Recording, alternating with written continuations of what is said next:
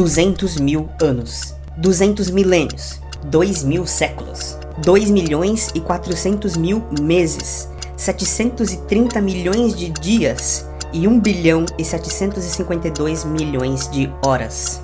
Como era nosso planeta todo esse tempo atrás? O mundo do ano 198.000 a.C. era de algumas formas muito parecido e de outras muito diferente do mundo de hoje. Hoje, nós vamos entender como era a geografia, a megafauna e quais humanidades habitavam o planeta Terra 200 mil anos atrás. Não existem momentos chatos ou desimportantes na história da vida, mas alguns momentos como esse que vamos visitar abrigam eventos tão importantes que mudam toda a história da vida no planeta. Essa é a minha maneira de agradecer a incrível marca de 200 mil inscritos nesse canal, e eu espero que vocês gostem. Meu nome é Abner e seja muito bem-vindo ao ABC Terra. Vamos nos localizar no tempo. Em termos geológicos, 200 mil anos não é tanto tempo assim. Essa é uma quantidade de tempo que já passou 330 vezes nos últimos 66 milhões de anos, desde a extinção dos dinossauros não avianos. Então, olhando de longe, vemos que estamos muito perto do presente, e quase todo o Cenozoico, a era dos mamíferos, já havia acontecido nesse momento. Estamos dando um pequeno passo para trás na imensa maratona do tempo.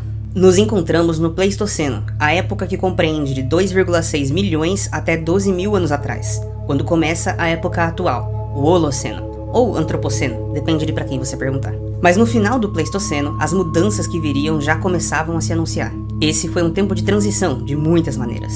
10 mil gerações de seres humanos viveram desde então, enfrentando praticamente os mesmos desafios de sempre. A fome, a sede, o frio, o calor e os animais. Deixe isso entrar na sua cabeça por um momento. Se uma máquina do tempo te deixasse perdido e atordoado nesse momento do planeta, nem mesmo o céu podia te ajudar a se localizar. As constelações não seriam as mesmas e algumas das estrelas seriam irreconhecíveis. Em 200 mil anos, poucas, mas algumas das estrelas do céu terão explodido e se tornado nebulosas, bem menos luminosas. Outras estrelas ainda não teriam nascido, mas nenhuma estrela estaria exatamente no mesmo lugar. Podemos até pensar que o céu é estático, porque no tempo que temos de vida é impossível reparar qualquer diferença, mas na verdade ele está em movimento. Assim como planetas girando em torno do Sol, nosso sistema solar inteiro orbita o centro da Via Láctea, como qualquer estrela nela. Uma volta completa demora 230 milhões de anos. Da última vez que o Sol passou por esse ponto da galáxia, os dinossauros estavam apenas começando a dominar o mundo. Era o meio do Triássico. Vamos voltar nesse momento daqui a pouquinho. As estrelas mais próximas do Sol são as que se movem aparentemente mais, e as mais distantes, menos. Assim como na estrada, uma placa de trânsito parece passar mais rápido do que uma montanha na paisagem. Quando nossos ancestrais olhavam para o céu 10 mil gerações atrás, eles viam formatos diferentes, mas eles também podiam se enganar, achando que as constelações eram permanentes. Como era a geografia e o clima do nosso mundo 200 milênios atrás? Olhando a Terra de uma espaçonave, você podia ter bastante dificuldade encontrando qualquer diferença com a Terra atual. Claro, desconsiderando toda a transformação humana recente, porque, obviamente, a Terra não brilhava à noite 200 mil anos atrás. Essa característica se tornou proeminente há cerca de 150 anos. As placas tectônicas nunca deixam de se mover. África e América do Sul, por exemplo, se afastam 3 centímetros por ano, e em 200 mil anos, elas se tornaram 6 quilômetros mais afastadas. O nível do mar, a umidade, a temperatura, as linhas costeiras seriam familiares para os habitantes do presente, com a diferença de ser alguns poucos graus mais frio do que hoje na média. Ok, talvez sua praia preferida fosse algumas centenas de metros para frente, mas poucos detalhes seriam visivelmente notáveis do espaço. Você precisaria chegar mais perto, olhar os rios, os deltas, as ilhas, para perceber as mudanças físicas que ocorreram desde então. Mas em uma escala planetária, essa não é uma quantidade de tempo grande o suficiente para provocar mudanças tão brutais na geografia quanto a colisão da Índia com a Ásia, formando os Himalaias, por exemplo. Por incrível que pareça, a visão da Terra de 26 mil anos atrás seria muito mais diferente. Esse foi o último máximo glacial, um momento muito frio e seco na história do planeta. As temperaturas médias eram quase 10 graus abaixo da atual, e como consequência, mais água estava presa na forma de gelo e menos evaporação acontecia na superfície do oceano. Esses picos de glaciação intensa são o que as pessoas geralmente entendem como eras do gelo. Mas é mais complicado. 200 mil anos atrás, nós estávamos em uma era do gelo, e nós ainda estamos em uma era do gelo. Essa é a glaciação do Pleistoceno, que começa, você adivinhou, com o Pleistoceno, 2.600.000 anos atrás. Diferente do que a maioria das pessoas pensam, eras do gelo não são momentos em que o planeta fica completamente congelado. Algumas delas foram assim, mas isso é um evento extremo que aconteceu pela última vez no Criogeniano, a Terra Bola de Neve. mas isso faz 800 milhões de anos. Nenhuma glaciação com essa extensão aconteceu desde a origem dos animais. Então, nossa definição geológica de era glacial é qualquer momento em que a Terra tenha 2 polos congelados, ou seja, momentos em que se configura uma criosfera. Cada glaciação é única, mas a que estamos vivendo hoje tem uma característica muito marcante, uma oscilação quase regular, porém imprevisível, de ciclos de glaciação e interglaciação. Nós vivemos hoje em um período interglacial, que começou cerca de 12 mil anos atrás, o Holoceno. Períodos interglaciais são pequenos verões de algumas dezenas de milhares de anos, em que, sem sair de um estado de glaciação, a Terra experimenta um clima mais quente e úmido. Eles pontuam períodos de glaciação mais intensa, que podem durar muito mais, até centenas de milhares de anos, em que as calotas polares se expandem, o nível do mar cai centenas de metros e os biomas se deslocam para se adaptar ao clima mais seco e mais gelado. Por mais que nesse canal eu tenha um forte viés zoológico, são as plantas que mais sofrem com as mudanças climáticas, sendo elas extremamente sensíveis mesmo a pequenas variações. Essa glaciação, que começou mais de 2 milhões e 600 mil anos atrás, foi um baque para a diversidade animal, e esses ciclos glaciais e interglaciais acabam sendo uma provação constante para a vida no planeta. Mesmo assim, essas variações climáticas se dão na escala dos milhares de anos, e não em décadas como o ser humano tem feito hoje. Alguns podem dizer que o aquecimento global não é uma preocupação, já que estamos numa era glacial e já que o clima sempre varia, mas falta lembrar 3 coisas. A primeira é que a evolução pode sim lidar com as mudanças, e é verdade que um planeta mais quente já foi o lar de ecossistemas saudáveis no passado profundo, mas tudo é uma questão de velocidade. Os animais e plantas precisam de tempo para que a evolução produza as adaptações necessárias para enfrentar as mudanças climáticas. E o que o ser humano está fazendo é milhares de vezes mais rápido do que a natureza é capaz de acompanhar na maior parte. É por isso que estamos vivendo uma extinção em massa nesse exato momento. A segunda é que não é só a temperatura o problema, e sim também toda a poluição química, plástica, radioativa, a destruição dos habitats, etc. E a terceira é que nós já estávamos em um dos momentos mais quentes da glaciação quando as pessoas começaram a esquentar o planeta. E se nós sairmos do ponto de glaciação, o clima pode sofrer uma reestruturação generalizada que vai afetar todas as pessoas e formas de vida nesse planeta. É justamente por nós estarmos em uma era do gelo que o aquecimento global é uma grande preocupação. Você pode ter certeza que você não quer que essa era do gelo acabe, porque a humanidade não sabe viver em uma terra estufa, te garanto. E é por isso que 200 mil anos atrás, o mundo não seria tão brutalmente diferente, porque também estávamos em uma interglaciação. Mas a tendência já era de resfriamento, e logo, uma nova fase de glaciação intensa se instalaria. Mais uma interglaciação, entre 130 e 110 mil anos atrás ia acontecer, e da passagem para mais um resfriamento intenso que durou até 12 mil anos atrás, quando entramos na interglaciação atual. Ou seja, 200 mil anos atrás estávamos na penúltima interglaciação. Para entender como e por que nosso mundo era do jeito que era 200 mil anos atrás, precisamos voltar no tempo. Não, bem mais. Esse é o Triássico, o primeiro período da era dos dinossauros. Se você reparar, vai perceber que a Pangeia reúne todas as massas de terra em um único continente. Isso resultou numa certa homogeneidade nas faunas dessa época, e permitiu que os dinossauros dominassem todos os ecossistemas terrestres do planeta. Na medida em que a Pangeia se fragmentava durante o Jurássico e o Cretáceo, dinossauros diferentes dominaram partes diferentes do globo, mas a dominância deles permaneceu global. Isso até o dia fatídico em que um meteoro de 12 km de largura atingiu a península de Yucatán, no México, em uma primavera do Cretáceo 66 milhões de anos atrás. A extinção em massa, que exterminou todas as criaturas com mais de 10 quilos nas primeiras décadas do Cenozoico, pôs um fim à dominância dos dinossauros, mas foi uma grande oportunidade para todos os sobreviventes. Os vencedores na loteria da extinção foram os lepidossauros, como lagartos e cobras, os crocodilos, jacarés e gaviais, e alguns grupos que parecem sobreviver a qualquer coisa, como os quelônios. Eu te amo, jabuti terrestre. E as tuataras, que... honestamente, o que vocês ainda estão fazendo aqui? Mas que bom que ainda existem. Vamos agrupar todos eles como répteis. E aí vem os dinossauros avianos, os mamíferos marsupiais e os mamíferos placentários. Todos esses grupos tinham a chance de tomar o lugar dos dinossauros, ocupando seus nichos e desempenhando seus papéis ecológicos, agora vazios. Mas havia um problema no plano de conquistar o mundo. Não era mais possível que um animal terrestre se espalhasse pelo mundo, porque dessa vez os continentes estavam separados. Antártida e Austrália ainda formavam uma massa de terra só. A América do Sul e África eram continentes isolados, mas a América do Sul continuaria sendo por muito mais tempo, e a África estava destinada a logo se encontrar com a Eurásia, elevando a Europa, que estava quase toda submersa nesse momento. A América do Norte mantinha uma conexão permanente com a Ásia, entre a Sibéria e o Alasca. A consequência disso é que nos 60 milhões de anos seguintes, A era dos mamíferos estava dividida em 3 grandes ecodomínios, cada um com a sua história evolutiva independente. Um que compreende desde a América do Norte até a Afro-Eurásia, sendo o maior de todos de longe, mas outros 2, cada um com a sua fauna em particular, América do Sul e Austrália. 5 milhões de anos atrás, a América do Sul deixa de ser isolada e passa a ter mais conexão com o resto do mundo, quando surge o Istmo do Panamá, na América Central. Isso fez com que animais do norte passassem pela primeira vez para o sul e vice-versa, que terminou com a extinção de boa parte da megafauna originalmente sul-americana. Mas vamos entender quais grupos dominaram em cada ecodomínio durante a maioria do Cenozoico, a era dos mamíferos. Claro que existem muitos nichos, mas para fins de simplificação grosseira, quero dividir os papéis ecológicos dos vertebrados terrestres em 3 categorias: os carnívoros, os herbívoros e os generalistas. Assim, vamos entender o contexto evolutivo das comunidades animais de 200 milênios atrás. No maior ecodomínio do Cenozoico, mamíferos placentários conseguiram conquistar os 3 grandes nichos: a carnivoria, a herbivoria e o generalismo. Logo, o mundo de 200 mil anos atrás reflete essa realidade. Muitos animais característicos da África habitavam tanto a Ásia quanto a Europa e a América do Norte, como leões, hienas, elefantes, rinocerontes, camelos, entre muitos outros. A presença da megafauna criava um imenso corredor de áreas abertas onde hoje se estabelecem as florestas temperadas de coníferas. Esse era de longe o maior ecossistema da Terra, uma savana gelada apelidada Estepe de Mamute, onde habitaram os animais mais característicos da megafauna da Era do Gelo.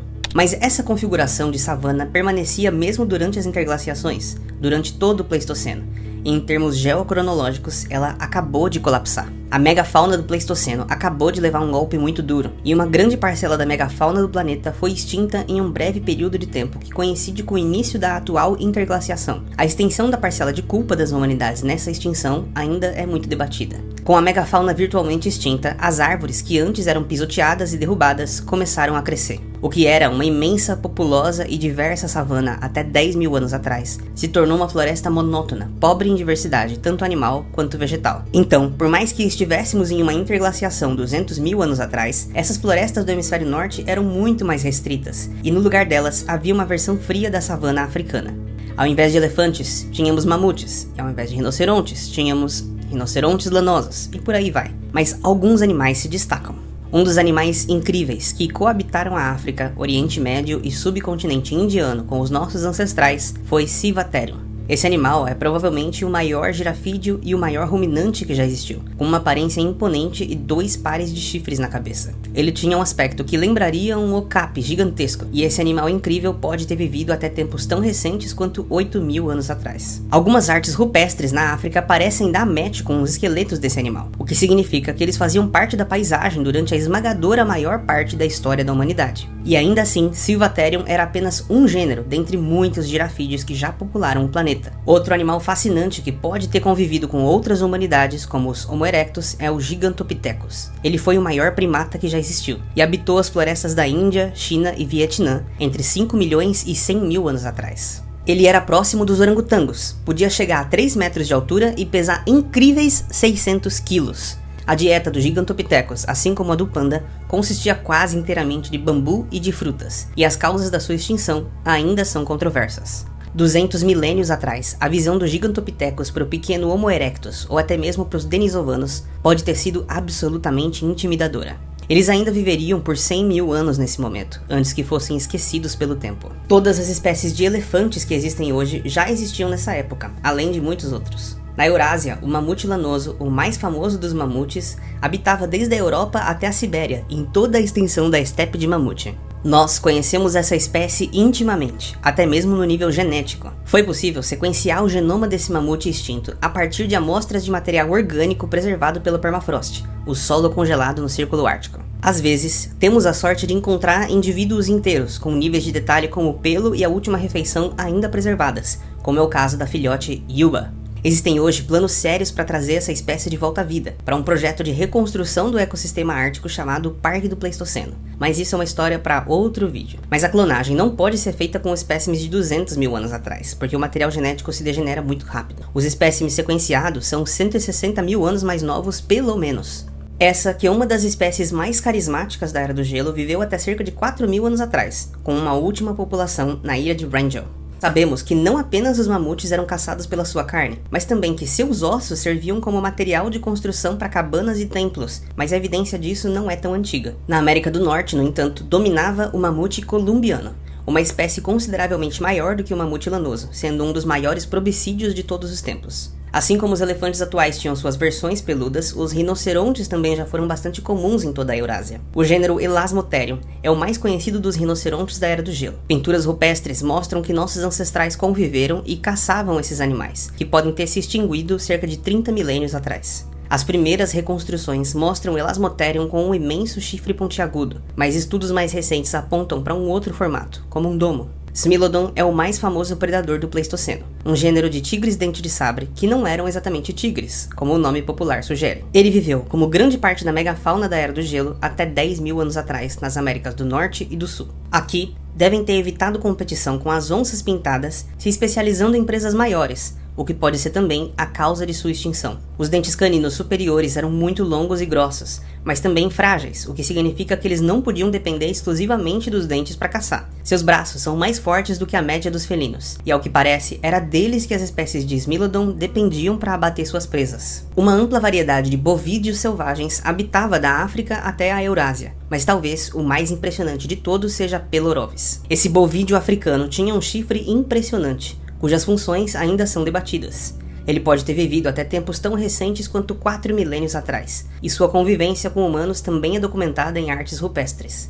Mas o bovídeo mais importante e presente em toda a história da humanidade foi o auroch. Esse boi selvagem deu origem a todas as raças modernas de gado, em alguns eventos independentes de domesticação. Sua distribuição era extremamente ampla, desde a Sibéria até a Europa e a Índia. Os aurochs se extinguiram durante o final do Holoceno, devido à perda de habitat e à caça, quando o último indivíduo morreu em 1627, na floresta de Jaktoro, na Polônia. Mas tentativas de recriar o auroch com o cruzamento de diversas raças de gado já aconteceram, e por mais que o resultado pareça superficialmente um auroch, geneticamente é outra história. Para terminar nossa análise de como era esse grande ecodomínio 200 mil anos atrás, vamos fazer uma rápida viagem para Madagascar. Aqui, em uma das maiores ilhas do mundo, a biogeografia e a evolução fizeram sua mágica, produzindo uma fauna peculiar, que vale um vídeo só para ela certamente. Vorombe é provavelmente a maior ave que já existiu, sendo o dinossauro mais pesado a viver depois do Mesozoico. Conhecidos como aves-elefante, eles podiam pesar quase 600 quilos e ter 4 metros de altura. Apesar do tamanho, esse era um animal herbívoro e oportunista, e não um caçador feroz. Com toda a caça e procura pelos ovos, esse animal acabou sendo extinto recentemente, no ano 1000 d.C. Agora vamos ver o que estava acontecendo no hemisfério sul 200 mil anos atrás, com os 3 continentes restantes, América do Sul, Antártida e Austrália. Não tem muito o que se dizer sobre a Antártida nesse período, já que esse continente foi quase esterilizado por temperaturas congelantes há mais de 40 milhões de anos. Mas, se ele ainda tivesse uma fauna e flora nativa diversa, provavelmente teria mais semelhanças com a da Austrália, o último continente a ter contato com a Antártida 90 milhões de anos atrás. E é dela que vamos falar. A Austrália é conhecida até hoje como um lugar de animais completamente diferentes do resto do mundo, dominado por marsupiais. Mas 200 mil anos atrás, isso era ainda mais pronunciado. Vamos ver quem estava ocupando cada papel ecológico no continente australiano. O generalismo foi conquistado pelos mamíferos marsupiais, assim como a herbivoria, mas a posição de predador foi dominada pelos répteis, principalmente porque eles são mais adaptados a climas áridos como o australiano. Vamos conhecer esses animais. Um dos mais importantes e duradouros predadores da Austrália foi King Cana, esse crocodilo terrestre completamente quadrúpede com as pernas longas. Crocodilos terrestres são uma coisa que volta e meia acontece na evolução, mas esse foi o que viveu até mais recentemente, tendo surgido quase 30 milhões de anos atrás e sobrevivendo até 10 mil. King Cana podia medir 3 metros de comprimento e pesar 200 quilos. Outro réptil gigante que aterrorizava a vida da megafauna australiana foi Megalania, um parente gigante dos dragões de Komodo, que por sua vez já são versões gigantes de lagartos monitores varanídeos. Megalania podia chegar a 5 metros de comprimento, e se sua estratégia de caça for parecida com as dos dragões de Komodo atuais, ele era capaz de se alimentar mesmo dos maiores animais da época. Ele conviveu por alguns milênios com os primeiros povos aborígenes da Austrália, antes de ser extinto há cerca de 40 mil anos. Aqui é mostrado predando um geniornis, uma ave gigante herbívora que também é digna de nota. Eles competiam com carnívoros mamíferos menores, como o tilacino ou o lobo da Tasmânia, que já existia 200 mil anos atrás e foi extinto apenas em 1938. Mas também Thylacoleo, um predador diferente de qualquer coisa existente atualmente, mais próximo dos wombates e com hábitos arborícolas. Thylacoleo carnifex significa leão marsupial carnívoro, e sua característica mais distinta eram seus dentes incisivos afiados, e não os caninos como grande parte dos placentários carnívoros.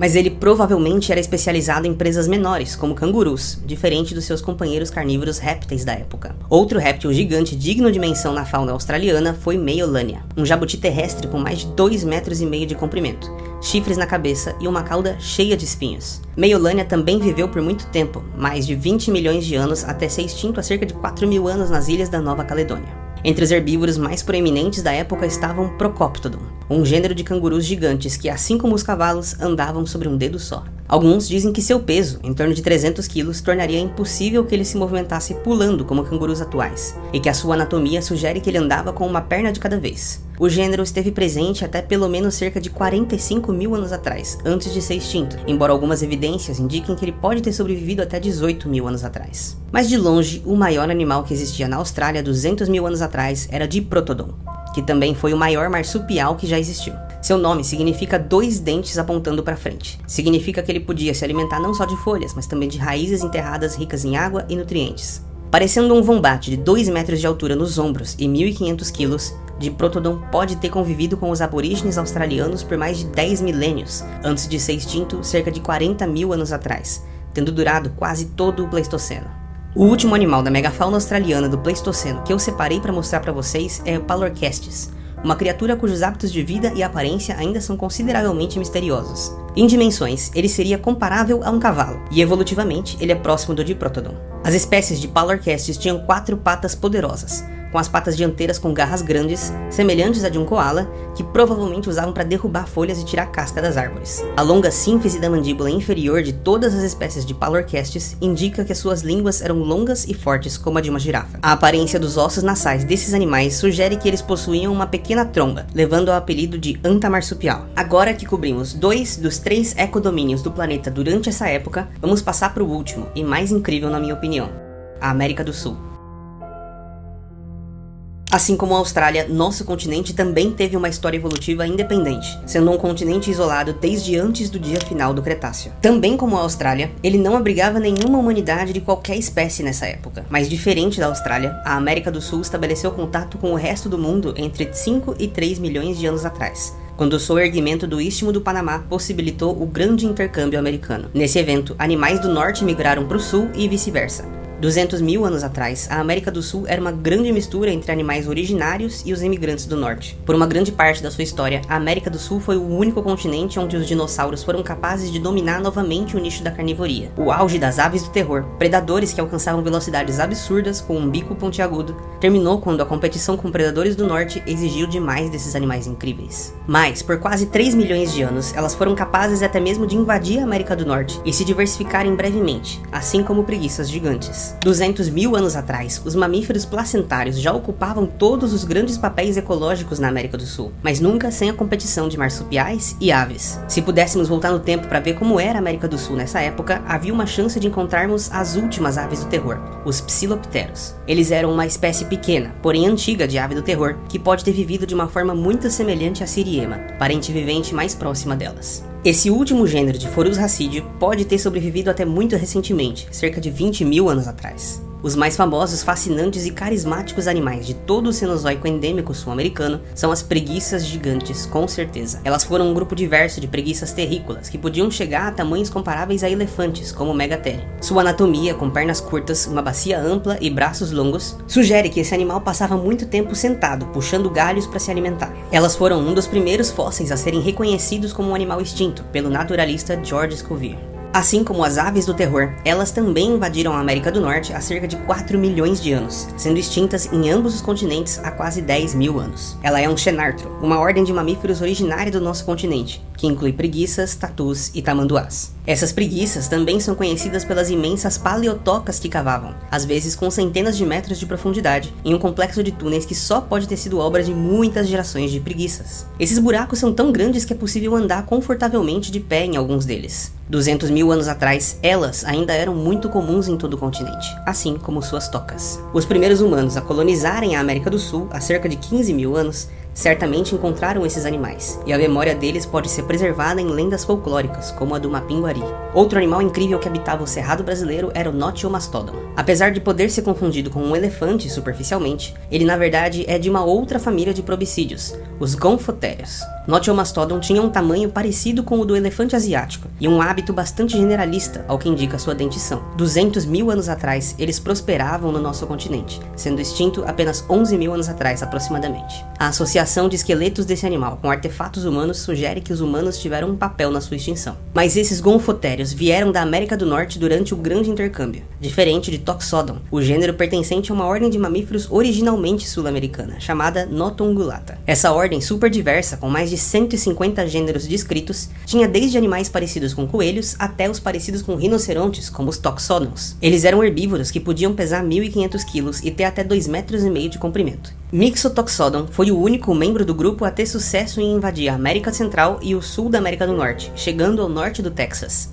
Eles estiveram presentes durante todo o Cenozoico do nosso continente, e adivinha quando eles desapareceram? 10 mil anos atrás. Charles Darwin estudou um crânio de Toxodon que ele comprou de um fazendeiro no Uruguai, o descrevendo como um dos animais mais estranhos já encontrados. Ele ficou confuso, já que o crânio era tão grande quanto o de um hipopótamo, mas os dentes pareciam de roedores, um animal diferente de qualquer coisa viva. Essa foi uma das suas inspirações para a origem das espécies. Macrauchenia era um litopterno, outra ordem originalmente sul-americana, proximamente relacionada aos notongulados. Sua semelhança com as lhamas chamou a atenção dos seus descobridores, mas ela é apenas superficial. O formato do crânio abre a possibilidade de especular a presença de uma tromba curta, como ele foi apresentado em A Era do Gelo. Ele tinha 3 dedos e era uma parte importante da megafauna sul-americana, também se extinguindo 10 mil anos atrás. E falando em outro animal que desapareceu por essa época, Glyptodon foi um gênero de tatu gigante que viveu aqui e eventualmente colonizou partes da América do Norte durante o Pleistoceno. Imagine um tatusca, um tatu do tamanho de um fusca. Esse era o Glyptodon. Ele foi provavelmente uma das presas mais visadas dos primeiros humanos a colonizar as Américas, já que eles tinham adaptações que os defendiam de outros tipos de predador. Muitos dos fósseis encontrados estão virados de ponta cabeça, posição que eles seriam mais vulneráveis. Alguns animais relacionados mais antigos convergiram com os anquilossauros, desenvolvendo uma clava óssea no final da cauda, que é, na minha opinião, uma das armas mais incríveis já produzidas pela evolução. Esse era o nosso continente 200 mil anos atrás. Para concluir um panorama de como era nosso planeta 200 milênios no passado, não podiam faltar as espécies humanas presentes. Diferentemente de hoje, que somente uma espécie humana existe, nesse tempo 6 humanidades diferentes habitavam o planeta Terra. Quanto mais aprendemos sobre essas outras espécies humanas, mais entendemos o quanto elas eram parecidas conosco. Traços que antigamente pensávamos pertencer apenas à nossa espécie, na verdade, já existiam em muitos representantes do gênero Homo, como a linguagem, cultura material, rituais simbólicos e o domínio do fogo. Nós subestimamos nossos primos humanos e estamos aos poucos desconstruindo o estereótipo uga-buga de homens das cavernas burros e animalescos. Outra coisa que tem mudado muito é a nossa própria visão de evolução. Até um século atrás, dominava a visão da ortogênese, a famosa iconografia da evolução que, sinceramente, é uma das coisas que eu mais odeio. A maioria das pessoas que tentam refutar a evolução dizendo "Mas se o homem veio do macaco, por que existe macaco ainda?" pensam que a evolução é isso, uma fila de espécies, uma melhor que a outra, culminando em um ser perfeito. O ser humano. Mas isso não podia estar mais errado. Evolução não significa melhoria, nem complexificação, nem funciona igual Pokémon. Assim como seu avô não virou seu pai, que não virou você, os seres humanos não vieram de chimpanzés. E sim, humanos e chimpanzés modernos descendem de um ancestral comum que viveu cerca de 7 milhões de anos atrás. E um é tão evoluído quanto o outro. A visão filogenética da evolução é como uma árvore, em que espécies se diversificam e criam novos ramos. Mas, ainda mais modernamente, temos percebido que em pequenas escalas, a evolução pode ser mais como uma teia do que como uma árvore, já que com uma certa frequência, espécies próximas acabam produzindo híbridos. Esse processo tem uma grande importância na evolução da nossa espécie, como vamos perceber ao conhecer cada uma das espécies humanas que viviam nessa época.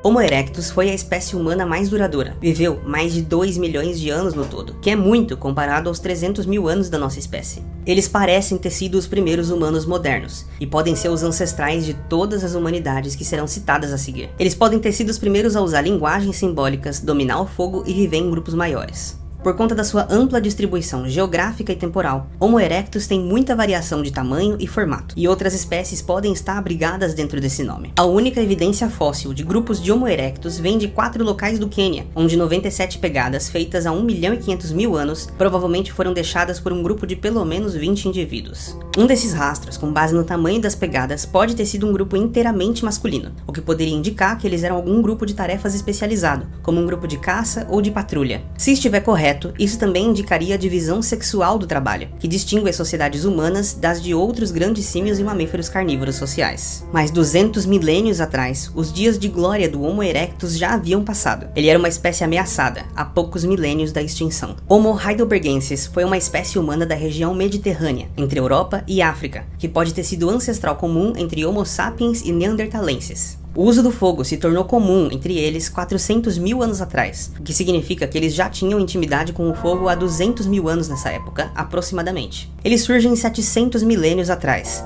e nesse momento estavam à beira da extinção. Também não sabemos muito sobre os denisovanos, uma humanidade asiática que parece ter se hibridizado tanto com os neandertais quanto com os sapiens. Uma garota adolescente híbrida de primeira geração, apelidada de Deni, foi descoberta com um pai denisovano e uma mãe neandertal. Além disso, 4% do genoma denisovano vem de uma espécie humana arcaica desconhecida que divergiu dos humanos modernos há mais de 1 milhão de anos. Essa facilidade de hibridização entre as espécies humanas parece sustentar a hipótese de que todas elas descendem de um ancestral comum relativamente recente. Eles desapareceram de grande parte da Ásia 30.000 anos atrás, mas podem ter permanecido em lugares isolados até 15.000 anos atrás. A maioria do que conhecemos sobre eles vem da análise de seus dentes. Fósseis mais completos ainda estão para ser descobertos. Uma das humanidades mais incríveis que existiram 200.000 anos atrás era o povo nativo da ilha de Flores, o Homo floresiensis. Ele é apelidado de Hobbit, já que a biogeografia de ilha os encolheu até 1,10 m de altura, mas mantendo as proporções dos humanos arcaicos. Esse hominídeo existiu até 50.000 anos atrás. Seu desaparecimento coincide com a chegada dos humanos modernos na região. O material esquelético do Homo floresiensis é agora datado de 60.000 a 100.000 anos atrás. Ferramentas de pedra recuperadas ao lado dos restos esqueléticos eram de horizontes arqueológicos que variam de 50.000 a 190.000 anos atrás. A chegada dos sapiens e provavelmente denisovanos pode ter sido um tipo de invasão de gigantes para esse pequeno povo.